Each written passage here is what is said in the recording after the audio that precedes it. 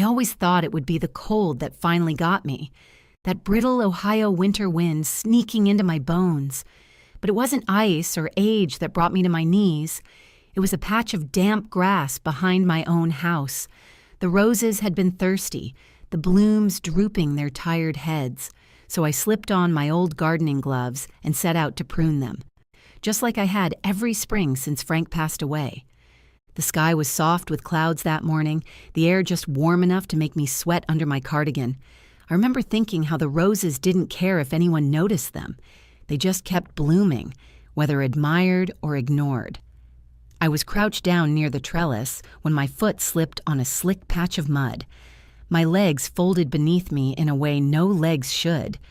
There was a crack, a wet, nauseating sound. My body jolted sideways, and before I could cry out, I was on the ground, cheek pressed to the damp earth. My heart pounded so loud I thought the neighbors might hear it. For a moment, I couldn't breathe. Pain flared up my side and radiated through my wrist. I tried to roll over and nearly blacked out. I don't know how long I lay there, counting the seconds, my breath ragged. I thought of Frank. I thought of my children. I thought of how this was exactly the sort of moment I'd always been there to help them through. Splintered bones, sudden emergencies, life coming apart in an instant. When Evan broke his collarbone falling off his bike, I held him all the way to the hospital, promising it would be okay. When Rachel went into labor 3 weeks early, I packed her bag, drove her to the ER, and held her hand through every contraction. But when it was my turn to need someone, I was alone.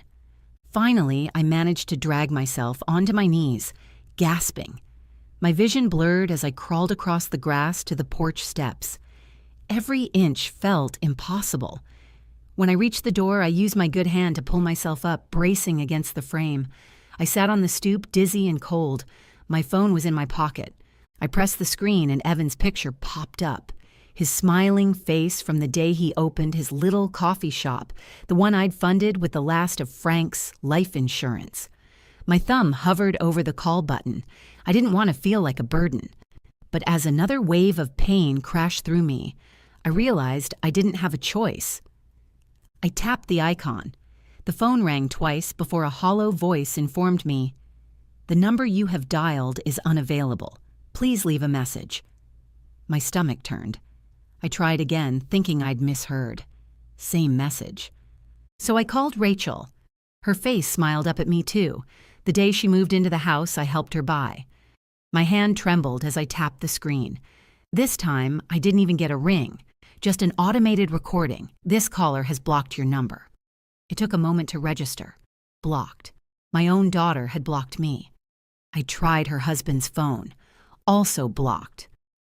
I don't know if the cold I felt then was from the wind or something deeper, a kind of freezing loneliness that reached into the marrow of my bones. I sat there, phone clutched against my chest, listening to the robins singing in the trees like nothing was wrong. The sky had turned a blameless blue. I thought of every Christmas morning I'd stayed up all night assembling toys, every birthday cake I'd baked from scratch, every rent payment I'd quietly covered. And here I was, 72 years old, stranded on my own porch, too proud to call 911, too humiliated to scream for help. It was my neighbor, Mrs. Kent, who finally saved me. She was walking her little pug, Winston, when she spotted me slumped against the doorframe. Her eyes widened and she rushed up the steps. "Margaret, oh dear Lord, are you hurt?" I nodded, too exhausted to explain. She didn't ask questions, just called her son, who helped lift me into her car and drove me to urgent care. They set my wrist in a brace and gave me something for the pain. When the nurse asked if there was anyone to call, I opened my mouth, but no words came out. No names, because there was no one. Later, when I was back home, the adrenaline long gone, I sat in my kitchen staring at my phone. The tea I'd made that morning sat cold and untouched. My reflection in the window looked older than I'd ever seen it, some weary woman I almost didn't recognize. I thought I'd reached the worst moment of my life when Frank left, but I was wrong. It wasn't losing him that hurt most. It was realizing that the children we raised together had decided I was no longer worth picking up the phone for. I don't remember falling asleep that night, only waking in the darkness to find my wrist throbbing and my heart feeling even more bruised. I lay there, staring at the ceiling, cataloging every time I'd ever tried to make things easier for them. Evan, with his grand ambitions and endless shortfalls, and Rachel, who could never quite keep her life in order, but never seemed to question why it was always me who made up the difference. In the morning, I brewed coffee with one hand and set my phone on the table. I stared at it like it might apologize. It didn't. It just sat there, black screen reflecting my lined face. Part of me wanted to pretend the whole thing had been some mistake, a glitch, a misunderstanding. Maybe Rachel had meant to block a telemarketer and hit my name instead. Maybe Evan's voicemail was just bad service. But deep down, I knew better. My children didn't block me by accident. They blocked me because they'd decided I was inconvenient. Still, I tried to give them the benefit of the doubt. I sat down and composed an email. Short, factual, nothing that could be called emotional. Dear Evan and Rachel, I had a fall yesterday and was unable to reach you. I'm home now, but I have a sprained wrist. I hope all is well. Love, Mom. I read it 3 times, wondering if it sounded needy. I didn't care. I hit send. Then I left a voicemail for Evan, trying to keep my voice steady. Hi, sweetheart. Just wanted to check in. I'm okay now, but I could have used a hand yesterday. Hope you're all right. Call me when you can. I left a similar one for Rachel. I waited. The day passed in silence, broken only by the whir of my old refrigerator and the hum of cars on the street. At noon, I made myself lunch, peanut butter toast because it was all I could manage one-handed. At 3, I checked my email again. Nothing. By dinner, my heart had grown raw from hoping. I thought about the way Evan used to call me 3 times a week when he first moved out, about how Rachel would show up on my porch in tears when she and her husband fought. I remembered how proud I was to be the person they always called first, the one who could fix anything. Apparently, I was no longer useful enough to answer. That evening, I logged onto Facebook, even though I knew I'd regret it. Sure enough, there they were. Evan had posted a photo of his family at the lake, everyone smiling, glasses raised in a toast. The caption read, "Grateful for my tribe. No drama, just love." No drama. I closed my laptop so fast it rattled the table. I swallowed against the burn in my throat. I told myself I wouldn't cry. I was too old to cry over people who couldn't be bothered to care. But when the house went dark and the quiet pressed in, I did cry. I cried for the girl I used to be, the one who thought being a good mother meant never letting anyone see how much it hurt. I must have drifted to sleep in the chair because the next thing I knew, the dawn was bleeding through the curtains. My wrist ached in its brace, but my heart felt different. Empty, maybe, but in a way that left room for something else. I'd spent so long believing that my children's love was unconditional, that no matter how much they took, there would always be some part of them that remembered all the nights I stayed up rocking them, all the scraped knees I kissed, all the sacrifices I made without complaint. But I saw the truth now. They didn't block me by accident. They did it because they could. Because somewhere along the way, they decided I was only as valuable as what I could do for them. I thought about every time Rachel called me in tears over the mortgage, and I wired money before she could even finish asking. I thought about how Evan never paid me back for the thousands I lent him to keep his shop open. How I never said a word, never made them feel guilty, because that's what mothers do. We love without ledger sheets. But there's a difference between loving someone and letting them hollow you out. Around mid-morning, my neighbor's daughter, Chelsea, stopped by with groceries and a shy smile. She said her mom had told her what happened. I thanked her, blinking back tears I didn't want to explain. After she left, I sat in the kitchen, a listless quiet settling around me. For the first time in my life, I wasn't sure I wanted to try again, not this time. I picked up my phone, stared at Evan's smiling face on the screen, and deleted his contact. Then I did the same with Rachel's. My hands were shaking, but I felt lighter than I had in years. That night, as the sun dipped behind the roof lines, I whispered something out loud to no one. I'm done begging to be loved. And I knew I meant it. The morning after I deleted their numbers, I woke up before dawn. For a few minutes, I lay there wondering if I'd regret it, if I'd pick up my phone out of habit, only to feel the familiar sting of silence. But instead, I felt a strange calm. Like the ache had finally settled into something I could carry. I made coffee one-handed and sat at the kitchen table where I'd signed 1,000 checks and filled out countless permission slips. For the first time in decades, I looked at my life and asked myself what I wanted without thinking about who else would benefit. The question felt selfish, but it also felt like breathing after too long underwater. The phone didn't ring. No apologetic messages arrived. And I began to understand that nothing was coming. No rescue, no reconciliation, no moment when my children would stand on my porch with flowers and say, "We're sorry we made you feel unimportant." They weren't thinking of me at all.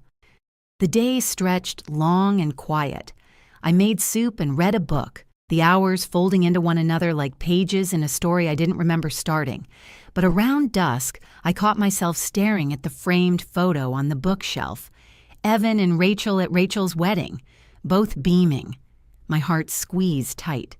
Because even after everything, a part of me still wanted to believe they were better than this, that I hadn't loved them all those years for nothing. But love doesn't excuse everything, and it certainly doesn't mean you owe someone your dignity. I rose and walked to my file cabinet, the same dented metal thing I'd kept since Frank and I bought the house. I pulled open the bottom drawer and took out the thick manila folder labeled simply Estate.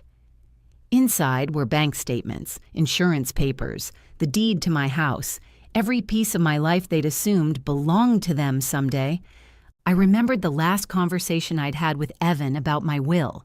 He'd laughed, warm and certain, and said, "Well, you know, Mom, someday it'll all come back around to us." As though my life's work was just a holding pattern until they could inherit it. I'd nodded back then. Because it felt easier. Because I thought that was love. Quietly preparing to leave something behind for them.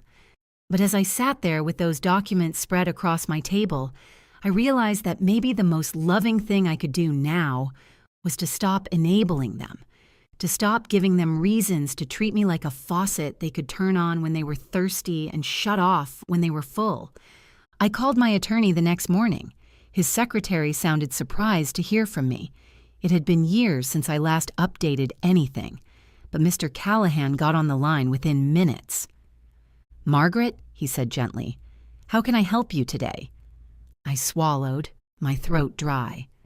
"I need to make some changes," I said. My voice didn't waver. "I'd like to remove my children as primary beneficiaries." He paused, maybe waiting for me to change my mind. When I didn't, he asked, "Would you like to designate alternates?" "Yes," I said, and as the words left my mouth, I felt something crack open in my chest, a space I hadn't realized was waiting to be filled. I want the trust to go to my grandchildren, but not their parents. And not until the children are adults. He was quiet for a moment. "I understand." We arranged an appointment. He said he'd prepare everything. I hung up and felt my heartbeat settle. The quiet rebellion had begun, not out of spite, not because I wanted revenge, but because I wanted peace. I wanted the rest of my days to be mine, not a ledger they assumed would someday be theirs. That afternoon, I sat by the window with my tea, still one-handed, and wrote 2 letters I never planned to send, one to Evan, one to Rachel. In them, I explained how it felt to be treated like an inconvenience, how their silence had spoken more clearly than any words, how I would always love the children they had been, but could no longer pretend to respect the adults they'd become. I didn't write to hurt them. I wrote so I wouldn't forget. So if someday doubt crept in, if I wondered whether I was being too harsh, I could read my own words and remember the truth. When the sun went down, I folded the letters and tucked them into the file cabinet with the revised documents. I sat there a long time, feeling the weight of it all. The years I'd spent giving without question. The holidays I'd hosted even when I was too tired to stand. The countless sacrifices I'd made, believing that if I just kept showing up, they'd always see me. But they didn't. Not until I disappeared. That night, I slept better than I had in years. I didn't dream about them. I didn't wake up reaching for my phone. I just rested, finally, mercifully, without apology. 3 weeks passed without a word. The silence became its own kind of company.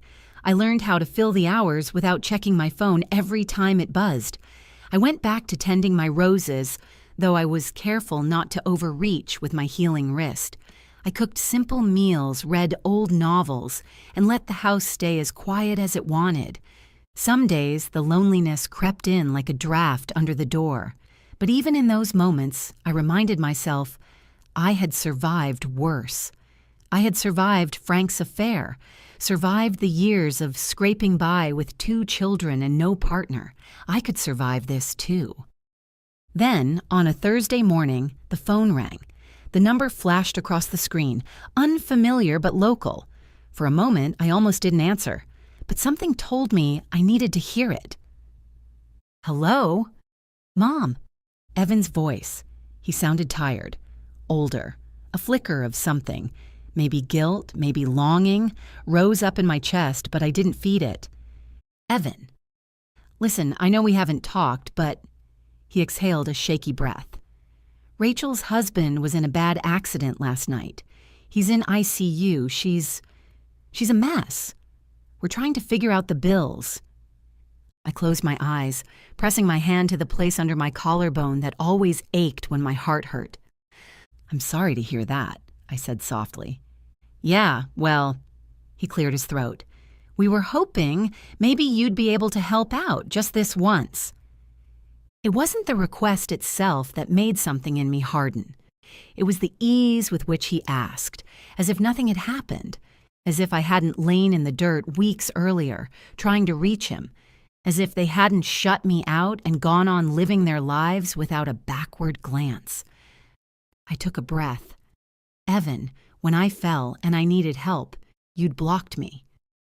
His silence was so loud, it felt like it might crack the line between us. "I know," he said finally, his voice small. She thought you'd been too much lately, that you'd get over it." I swallowed the burn at the back of my throat. Too much. That's what I'd become to them, an obligation to be managed, a voice to mute when it didn't suit them. "I see," I whispered. "Mom, please, we need you." I thought of every time I'd answered that call, every time I'd said, "Of course," even when it hurt, even when it cost me more than I could admit. I thought about the night after Frank left, when Evan was just a boy crying in my arms because he didn't understand why his father had chosen someone else. I'd promised him then that I would never leave, that he would never have to question my love. But love is not the same as sacrifice, and sacrifice is not the same as self-erasure. "I'm sorry about Rachel's husband," I said quietly. "Truly I am, but I can't help you." "Mom," his voice sharpened. "This is serious." "I know." There was a long pause. "Is this about money? Because if it is, we'll pay you back." I almost laughed. That old hollow promise. The same one I'd heard 100 times. "It's not about money," I said. "It's about respect." He started to say something. Maybe a protest, maybe another excuse, but I didn't wait to hear it. I pressed the button to end the call and set the phone down on the table. My hands were trembling. My heart felt too big for my chest. A half hour later, Rachel showed up on my porch. She didn't knock at first, just stood there, her arms folded, her eyes red from crying. Finally, she rapped her knuckles against the glass. I opened the door, but I didn't invite her in. "Mom, are you really going to do this?" she demanded, her voice cracking. You're punishing us when we're already hurting." I looked at her, my daughter, the baby I'd rocked to sleep so many nights, the young woman I'd supported through every bad decision, every heartbreak. And for the first time, I saw her not as my child, but as an adult who had made her own choices. "No," I said calmly. "I'm not punishing you. I'm protecting myself." She flinched like I'd slapped her. "After everything we've done for you," she hissed. I felt something inside me break, something that had been clinging to hope. "After everything you've done?" My voice was soft, but it held an edge I'd never allowed before. "Rachel, when did you last call me just to ask how I was? When did you last thank me for any of it?" She looked away, jaw tightening. "I'm sorry about your husband," I said again, "but I can't be the person you only remember when you need something." She opened her mouth, closed it. For a second, I saw a flicker of regret, but she turned and walked down the steps without another word. I watched her go, my hand resting on the doorframe. My heart ached, but I knew this was the only way forward. The final straw had been laid across my back, and I wouldn't carry it anymore. I closed the door and locked it behind her. The quiet settled in again. An empty house, an empty phone, and for once, I didn't feel ashamed. I felt free. The days after Rachel left were quiet in that way only an old house can be. Every creak of the floorboards, every sigh of the furnace sounding like a memory trying to crawl back inside me. I filled my hours with small tasks, folding laundry, trimming the rose bushes, organizing old photo albums.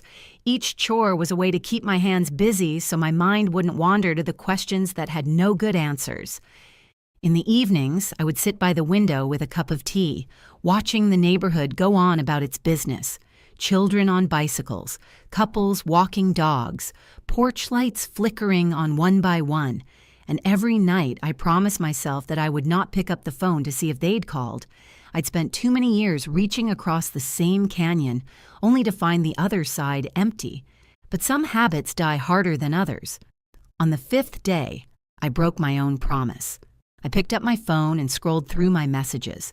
Nothing from Evan, nothing from Rachel, just a handful of grocery coupons and an email from the library about overdue books. My heart sank, even though I'd expected exactly this. I set the phone face down and pressed my palm over my chest. That old ache again, the one that had become so familiar it almost felt like an organ I'd grown. I whispered to the quiet, "I'm done. I mean it." And I wanted to believe it was true. The next morning, I opened the front door to get the paper and nearly stepped on it. A pale blue envelope resting on the doormat. My name was written across it in the wobbly, careful print I knew by heart. Lily, my youngest granddaughter, just 10 years old, always scribbling notes and making little crafts. For a second, I just held the envelope, afraid to open it. Afraid it would be a scolding in disguise, some attempt by Rachel to shame me through Lily's innocent words. But then I felt something deeper, a flicker of hope I hadn't dared to feel in weeks. I carried it to the kitchen and sat down before I peeled it open. Inside was a single sheet of lined notebook paper, the top corner decorated with a tiny heart sticker. "Dear Grandma, Mom and Dad are really mad at you. They keep saying you don't care about us anymore, but I don't think that's true. I miss you a lot. I wish you would come over. Can I still come see you? Please don't be sad. Love, Lily." By the time I finished reading, my vision had blurred with tears. I pressed the paper to my chest, rocking slightly in my chair like I used to when the kids were little. My heart felt raw and clean, like a wound that had finally started to heal. Because even if Evan and Rachel had chosen to shut me out, someone still saw me. Someone still remembered the love that had built this family in the first place. I picked up the phone and dialed Rachel's house number, fully expecting it to go to voicemail. But after 2 rings, Lily answered in a whisper, as if she knew she was doing something she shouldn't. "Hello? Lily, it's Grandma." I heard her little intake of breath. "Hi. Hi, sweetheart." My voice cracked. "Thank you for your letter." There was a pause. "You're not mad at me?" "Oh, no." I wiped my eyes. "I could never be mad at you." "Can I still come over?" she asked again, her voice so small it nearly broke me. "You can come over whenever you like," I said, "any time." I heard her sigh, a soft sound of relief that made something in me unlock. "I miss you," she whispered. "I miss you too." We made plans for her to come by that Saturday. Just the thought of it warmed me in a way nothing else had since that awful day in the garden. When I hung up, I found myself smiling for the first time in weeks. I spent the next 2 days getting ready. I washed the guest sheets and stocked the kitchen with Lily's favorite snacks: strawberry yogurt, graham crackers, little cartons of chocolate milk. I set out the board games we used to play when she was smaller, and I baked a batch of oatmeal cookies with raisins because she always told me they tasted like hugs. Saturday morning came bright and warm. I was waiting by the window when Rachel's husband's car pulled up to the curb. Lily got out alone, carrying her little pink overnight bag. She looked up and waved shyly. When she reached the porch, I opened the door and pulled her into my arms. She hugged me tight, her face buried in my shoulder. "I knew you still loved me," she mumbled. "Oh, Lily," I said, pressing my cheek to her hair. "You never had to wonder." We spent the day together like nothing had changed, baking, playing games, sitting in the garden while she told me about school and her friends and the book she was reading. For those precious hours, it was just us.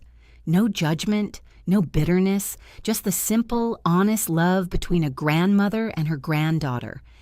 And that night, as she fell asleep on the couch with her hand in mine, I realized something important. Even when everything else is taken from you, the small bonds you've built with care can survive. They can save you. Because love doesn't vanish just because someone else stops believing in it. When I woke up the next morning, Lily was still asleep on the couch, her hand curled against her cheek, the blanket pulled up to her chin. For a moment, I just sat in the armchair across from her, watching her breathe. The soft rise and fall of her chest, the innocence of it. I thought about all the years I'd spent believing that the measure of a good mother was endurance, that if you just kept giving, your money, your time, your patience, someday your children would understand. They'd look back and see you standing there, arms open, and realize you'd been the foundation all along. But the truth is, some people never see it. Not because you weren't enough, but because they weren't willing to look. I made us breakfast, scrambled eggs, toast, and orange juice. When Lily woke up, she padded into the kitchen, her hair wild and her eyes still puffy with sleep. She smiled at me, and in that moment, it didn't matter that her parents hadn't called. Didn't matter that my phone sat silent on the counter like a monument to all the times I'd been ignored. We ate together, just the two of us, the way it had always been before everything got so complicated. After breakfast, Lily packed her little bag and I walked her to the front door. Before she left, she turned to me, her voice very serious. "Grandma, I don't care what Mom and Dad say. I'm going to keep coming to see you." I felt something warm bloom in my chest. "You can always come here," I told her. "You don't need anyone's permission." She hugged me so tight I had to close my eyes against the tears. When her dad's car pulled up, she waved from the back seat, and I stood on the porch until they were out of sight. After she was gone, the house felt quieter again, but not the lonely, accusing quiet it had been before. This time, it felt like a pause, like a space I could finally fill with something better than regret. I knew then that I was ready to draw a line in the sand that no one could smudge out again. I called Mr. Callahan and confirmed that all the paperwork was in order: the revised will, the trust for my grandchildren, the removal of Evan and Rachel as beneficiaries. He cleared his throat before he hung up. "You sound lighter, Margaret," he said gently. I smiled. "I am." The next Saturday, I decided to do something I hadn't done in years. I invited a handful of friends and neighbors over for a little dinner party in my backyard. Not to prove anything to Evan or Rachel, but to remind myself that my life was still rich with people who saw me as more than an obligation. I spent the morning arranging tables under the maple tree Frank had planted the year we moved in. I strung up a line of soft white lights and set out mismatched chairs. By late afternoon, the yard looked like something out of a magazine, simple, welcoming, true. Mrs. Kent brought her famous deviled eggs. My old co-worker, Carol, came with a peach cobbler. Even Mr. Callahan and his wife stopped by to say hello. As the sun set, we sat around the table telling stories, laughing in the easy way that only happens when no one is pretending. At one point, Carol reached across the table and took my hand. "I hope you know you deserve this, Margaret," she said softly. "All of it." I didn't have words big enough to answer her, so I just squeezed her hand. Later, when the guests had gone and the dishes were washed, I sat alone under the string lights, a warm breeze rustling the branches overhead. My phone buzzed on the table beside me. It was a message from Evan. "Mom, we really need to talk about what you've done. It's not fair to the family." I stared at the words for a long time. Once I would have rushed to explain myself. I would have apologized, tried to smooth it over. I would have believed it was my job to carry everyone's disappointment so no one had to feel it but me. But not anymore. I set the phone face down and picked up my tea. I took a long sip, tasting the peace I'd earned one quiet decision at a time. For the first time in decades, I felt certain that I hadn't lost my family. I'd only lost the illusion that they valued me the way I deserved. And in that truth, there was freedom. I looked up at the sky, deep and endless, and smiled to myself. Let them call me selfish. Let them call me ungrateful. Let them gossip about the inheritance they'd always assumed would be theirs. I was done being the woman who never said no. I was done proving my worth. And when I finally stood to go inside, I didn't look back once.